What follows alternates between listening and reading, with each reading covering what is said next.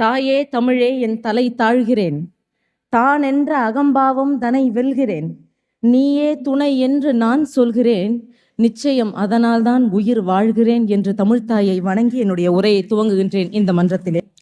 சுகமே அறியாத சந்நியாசியா, சுமங்கலி காணாத வைகாசியா, வைத்தியன் வேண்டாத கைராசியா, காதலை வளர்க்காத கடுதாசியா, சாரல் அடிக்காத தென்காசியா, சரங்கள் வெடிக்காத சிவகாசியா, ஆசை அறியாத சுகவாசியா, அரசாங்கம் ஏற்றாத விலைவாசியா, அறுத்தால் இனிக்காத அன்னாசியா, ஆட்டத்தில் ஜெயிக்காத அகாசியா, சுதந்திர உணர்வில்லா சுதேசியா, உங்களை சுகமாக வாழ வைக்கும் மலேசியா என்று சொல்லி கவியரசரிடம் ஒரு ஹோட்டலுக்கு போய் உட்கார்ந்த உடனே அந்த ஹோட்டல் உரிமையாளர் ஓடி வந்து ஒரு கவிதை கேட்டார்.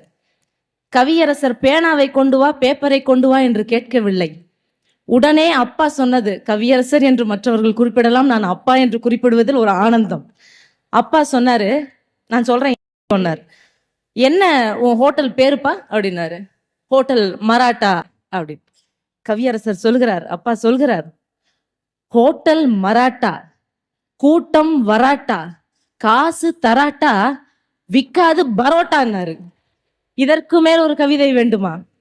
பிள்ளையார்பட்டி விநாயகருக்கு அங்க இருந்த பூசாரி எழுதியிருக்கிறார் கடன்னு சொல்றாரு, அற்புத கீர்த்தி வேண்டின், ஆனந்த வாழ்க்கை வேண்டின், நற்பொருள் குவிதல் வேண்டின், நலமெல்லாம் பெருக வேண்டின், கற்பக மூர்த்தி தெய்வ களஞ்சிய திருக்கை சென்று பொற்பதம் பணிந்து பாரீர், பொய்யில்லை கண்ட உண்மை எட்ராக்கார கிளம்பி போயிட்டார் கண்ணதாசன்.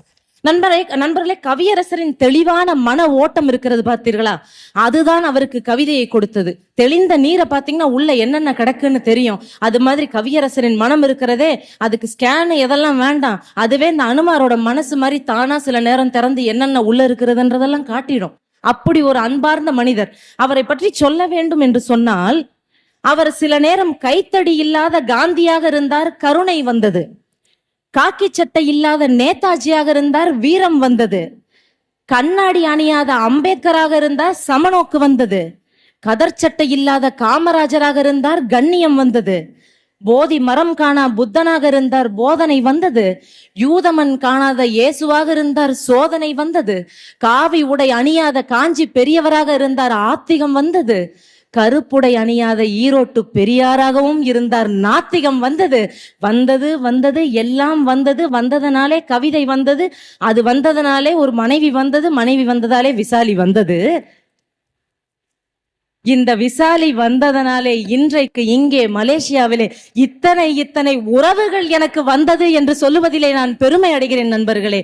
காரணம், அப்பா இறந்த உடனே யார் இருந்தா? எந்த உறவு இருந்தது எனக்கு? அம்மா, என்னுடைய தாயார் புலவர் வள்ளியம்மை கண்ணதாசன் 3ஆம் தரமாக மணக்கப்பட்டு கவியரசருடன் சில காலமே வாழ்ந்தாலும் அவர்களுக்கு ஒரு பிள்ளையாக நான் பிறந்த போது மிக சீக்கிரத்துல எங்களை விட்டு அப்பா போவார்னு நினைச்சு பார்த்தோமா. அமெரிக்காவுக்கு போய், இங்கே என் தாயார் அறிந்திராத ஒரு ஊர், அமெரிக்காவுக்கு போய் என் தந்தையை இழந்த போது என் தாய் தவித்தார், துடித்தார். 4 வயதா நிரம்பிய நான் இங்கேயும் அங்கேயும் ஓடிக்கொண்டிருந்தேன். யார் எங்களுக்கு துணை இருந்தது? நான் இங்கே அங்கே ஓடிக்கிட்டு இருந்தேன். என் தாயார் அன்று தொட்டு இன்று வரை என்னை காத்து வளர்த்தார் என்று சொன்னால் என் தாயாருக்கு இருந்தது என்ன? அப்பா விட்டு சென்றது 2 என்ன? காரு, பங்களா, காசு, பணமா? இல்லை நண்பர்களே, மன தைரியமும் அவருடைய பாடல்களும் தான் என்று சொல்வதிலே நாங்கள் பெருமைப்படுகிறோம் நண்பர்களே, பெருமைப்படுகின்றோம். நான் கேட்டு தாய் தந்தை படைத்தானா,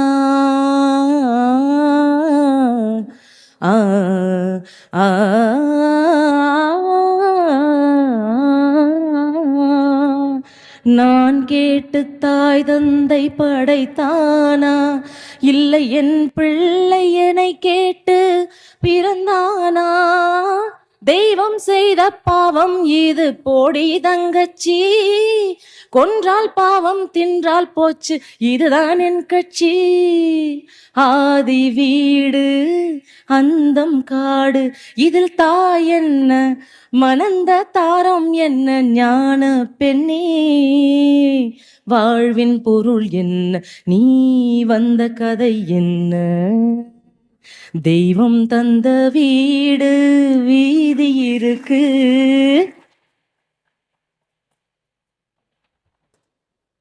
பரவாயில்ல, ஏதோ சுமாரா இருந்திருக்கு போல இருக்கு. நன்றி.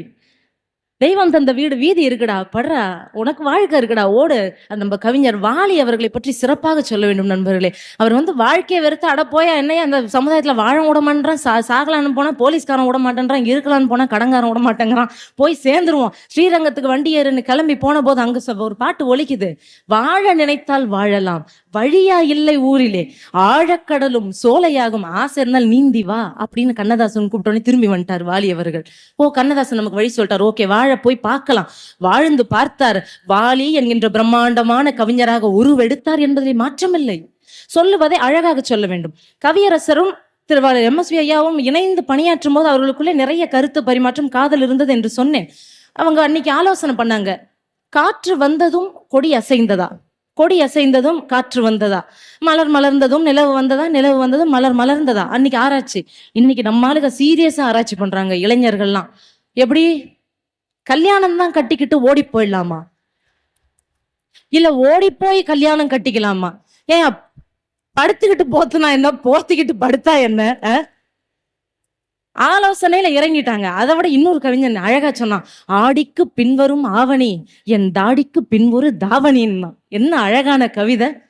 எல்லாத்தை விட ஒரு கவிஞன் சொன்னான், வள்ளுவரே வாய விட்டு அழுதுருவாரு. என்ன சொன்னான், திருக்குறளை மாத்தினான், யான் நோக்கும் ஃபிகர் என்னை நோக்காக்கால் யார் நோக்கி என்ன பயன்னு கேட்டான். பெரிய விஷயம்ங்க, சாதாரண விஷயம் கிடையாது. நான் பாக்குற ஃபிகர் என்ன பார்க்கலன்னா என்ன பிரயோஜனம்ங்கிறத நம்மால், அவனுக்கு அந்த அறிவு இருந்தது பாருங்க, அந்த திருக்குறளை மாத்தி அமைக்கணுங்கிற ஒரு ஞானம் இருந்தது பாத்தீங்களா, அதை பாராட்டணும். நம்ம இந்த இளைஞர் கூட்டம் அப்படி இருக்கிறது. நண்பர்களே, கவியரசர் அவர்களை பற்றி ஒரு விஷயம் சொல்ல வேண்டும் என்று சொன்னால், அவருடைய மூத்த மனைவி திருமதி பொன்னம்மா அவர்கள், பொன்னழகி என்று பெயர், பொன்னம்மான்னு ஆசையா கூப்பிடுவாங்க. அவருக்கும் இவருக்கும் திருமணம் நடந்தது. அது என்ன வேடிக்கைன்னா, அவங்க அம்மா கவியரசரோட ஆத்தா கிட்டத்தட்ட ஒரு 10-15 பொண்ணுங்களை வரிசையா நிக்க வச்சு எந்த பொண்ணு பிடிச்சிருக்குப்பான்னு கேட்டா, எங்க அப்பா நிதானமா எனக்கு எல்லா பொண்ணும் பிடிச்சிருக்குன்னு சொன்ன வல்லலப்பா எங்க அப்பா. உடனே அவங்க அம்மா ரொம்ப பேராசடா, ஊரை விட்டே துரத்திடுவானுங்க, ஏதாவது ஒரு பொண்ணை செலக்ட் பண்ணுடா அப்படின்னு. உடனே சரிம்மா நீ எதையோ ஒண்ணு பார்த்து கட்டி வை, நீ எதை பார்த்தாலும் அது சொல்லுவாங்க ஒவ்வொருத்தங்க, நீ கழுதையை பார்த்து கட்டி வச்சாலும் நான் கட்டிக்கிறேன், கட்டிக்குவேன். ஆனா கவியரசர் அப்படி இல்லை, சொன்னாரு, நீ கழுதையை பார்த்து கட்டி வச்சாலும் கட்டிக்கிறேன். ஆனா கழுதை இல்லை, ஒரு அழகான பெண்ணை பொன்னழகியை திருமணம் செய்து வைத்தார்கள். முதல் இரவு நடந்து கொண்டிருக்கிறது. 2 பேரும் அருகருகே அமர்ந்து கொண்டு, அப்பாவுக்கு ஒரே ஆர்வம், கல்யாணம் ஆன முதல் நாள் மனைவி கிட்ட நிறைய பேசணும்னு. பேசுறாரு பேசிக்கிட்டே இருக்கிறாரு. அந்த அம்மா ஒன்னும் திரும்பியே பார்க்கல, அப்படியே இருந்தது. கவிஞருக்கு ஒரே பெருமை, ஒரு கணவன் சொல்ற வார்த்தைக்கு மறுப்பே இல்லாம ஒரு பொண்டாட்டி கேட்டுட்டு இருக்கான்னா, இவளன்ற பத்தினி, இவ வாழ்க்கையில நம்ம சொல்றதெல்லாம் இப்படி வாய முடிய கேட்டுட்டு இருப்பாளே. மறுநாள் காலையில எஞ்சி, அம்மா அருமையான பொண்ணு பார்த்தேன், சொல்றதெல்லாம் கேட்டுக்கிட்டு இருக்குமா அப்படின்னு. ராத்திரி எல்லாமாடா பேசுனேன், ராத்திரி எல்லாம் பேசணுமா நாங்க. அட பாவி, அந்த பொண்ணுக்கு 2 காதும் கேட்காதேடா. என்னது 2 காது கேட்காதா? உள்ள போகும்போது சொல்லலாம்ல இதை, நீ இதை வேற சொல்லாம கட்டி வச்சிட்டீங்களா? நீ தானடா கழுதையா இருந்தாலும் கட்டிக்கிறேன், நான் காது கேட்காதானடா கட்டி வச்சேன் நானு. ஆனா தன் மனைவியை இன்னைக்கு கொரட்டை விட்டாலே டைவர்ஸ் பண்ணிடுறானுங்க ஒருத்தன். என் பொண்டாட்டி கொரட்டை பயங்கரமா விடுற, டைவர்ஸ், நாளைக்கு போய் நில்லுங்க. அந்த அம்மா, இந்த ஆளுக்கு சமையலே செய்ய தெரியலீங்க அப்படின்னு டைவர்ஸ்க்கு போய் அப்ளை பண்ணிட்டு வருது. ஆனால் கவியரசர் தான் மணந்த மனைவியை இறுதி வரை அதே பாசத்தோடு வைத்திருந்து ஒரு கவிதை எழுதினாரு. என்ன கவிதை தெரியுமா? செவிகள் பழுதானாலும் என் கவிகள் பழுதாகாமல் காத்து வந்த ராஜாத்தி, பொன்னம்மா சமையல் என்றால் பூமியெல்லாம் வாசம் வரும்னர். அவர் ஒரு அழகான ஒரு பாடலை எழுதும் போது இப்படி எழுதுகிறார். எப்படி? கம்பன் ஏமாந்தான் இளம் கண்ணியரை ஒரு மலரென்றானே கற்பனை செய்தானே. கம்பன் ஏமாந்தான். ஆத்திரம் என்பது பெண்களுக்கெல்லாம் அடுப்படி வரைதானே. ஒரு ஆதிக்க நாயகன் சாதிக்க வந்தால் அடங்குதல் முறைதானே. கம்பன் ஏமாந்தான். மிக அருமையாக அழகாக கம்பன் ஏமாந்தான். வள்ளுவன் இளங்கோ வாசுகி என்றொரு வரிசையை நான் கண்டேன். வள்ளுவன் இளங்கோ எல்லாம் வரிசையை கண்ட எல்லாருமே பொம்பளைங்களால ஏமாந்தவங்கன்ற மாதிரி எழுதினார். ஆனால் உண்மையிலேயே பெண்மை மெச்சியவர் கண்ணதாசன். நண்பர்களே, இந்த மலேசியாவிலே நான் ஒரு விஷயத்த சொல்லணும். என்னன்னா, என்னுடைய தாயார் புலவர் வள்ளியம்மை கண்ணதாசன் அவர்களுக்கும் அப்பாவுக்கும் அந்த காதல் மலர்ந்த கதையை ஒரு சிறு குறிப்பாக சொல்ல ஆசைப்பட்ட திரு பாண்டித்துரை அவர்கள் சொன்னாங்க, சொல்லுங்க மக்கள் பெறட்டுமே, நீங்கள் பெற்ற இன்பம் இந்த வையகம் பெறட்டுமே என்று சொன்னதனால். கவியரசர் மயிலம் கல்லூரியில் ஒரு விழாவுக்காக சென்றிருந்தார். போயிட்டு திரும்பி வந்துட்டாரு. வந்த உடனே அங்கே அப்பா பேசிய ஏதோ ஒரு கருத்து அம்மாவுக்கு உடன்பாடு இல்லை. அங்கே படித்தவர் வள்ளியம்மை அம்மா 3ஆம் ஆண்டு புலவர் படிப்பு படித்திருக்கிறார். உடனே எங்க அம்மா ஒரு நாள் லைப்ரரியில உட்கார்ந்து படிச்சுட்டு இருக்கும்போது பெண்ணியம் என்ற ஒரு கவிதையிலே அப்பா பெண்களை ஒரு போக பொருளாக மட்டுமே பாவித்து எழுதியிருந்தார். என்ன கண்ணதாசன் பெண்களை போக பொருளாக பாவித்து எழுதியிருக்காங்க. அம்மா ஒரு லெட்டர் எழுதி அப்பாவுக்கு அனுப்புறாங்க. நீங்கள் எழுதியது தவறு, பெண்களை இப்படி மட்டும் பார்க்காதீங்க, பெண்கள் என்பவர்கள் உயர்ந்தாதான் எழுத வேண்டியதுதானே, பெண்கள்னா எப்படி அப்படின்னு எழுதின உடனே கண்ணதாசன் பார்த்தாரு. ஓகே வள்ளியம்மை. அடுத்த நாள் என்ன பண்ணாரு, சரியா வண்டி எடுத்துக்கிட்டு தன்னுடைய உதவியாளரை கூப்பிட்டு நேரா மயிலம் காலேஜுக்கு வந்துட்டார். கல்லூரிக்கு வந்தவர் அந்த ரூம்ல உட்காந்துக்கிட்டு தலைமை ஆசிரியர்கிட்ட கேட்கிறார், நான் வள்ளியம்மையை பார்க்க வேண்டும். உடனே அந்த அம்மா, எந்த வள்ளியம்மை அப்படின்னு. இந்த கல்லூரியில படிக்கிற வள்ளியம்மை நம்ம பார்க்கணும். சரி, ஆளை விட்டு அமிச்சாங்க. வந்துச்சு. வள்ளியம்மைனா வந்தாங்கன்னு இல்லை, வந்துகிட்டே இருந்தாங்க. ஏன்னா அங்க படிக்கிறது ஒரு 7-8 வள்ளியம்மை. ஏம்மா இந்த லெட்டர் எழுதின வள்ளியம்மை யாருமா அப்படின்ன உடனே அப்ப விரக்தியின் எல்லையில போய் கேட்டோடனே எங்க அம்மா பின்னாடி ஒளிஞ்சிருந்து மெதுவா அண்ணன் கொடி மாதிரி அப்படி முன்னாடி வந்தாங்க. அப்படியே ஒரு இதயத்துல தொட்டால் பூ மலரும்ன மாதிரி இதயம் மலர்ந்துருச்சு அந்த நிமிஷத்துல. அடடா, கண்டேன் சீதையை என்று சொன்னது போல கண்டேன் வள்ளியை அப்படின்னு பின்னாடி அப்பா சொல்லியிருக்கிறாரு அம்மா கிட்ட இந்த கதையெல்லாம். உடனே அவர் சொன்னாரா, ஏதாவது பேசணுமே, என்ன பேசுறது, அது லெட்டர் ரொம்ப நல்லா இருந்துச்சு. லெட்டர் என்ன சேமியா பாயாசமா நல்லா இருக்கிறதுக்கு எதையாவது பேச ஆரம்பிக்கணும். கவிஞருக்கு என்ன பண்றதுன்னு தெரியல. லெட்டர் ரொம்ப நல்லா இருந்துச்சு.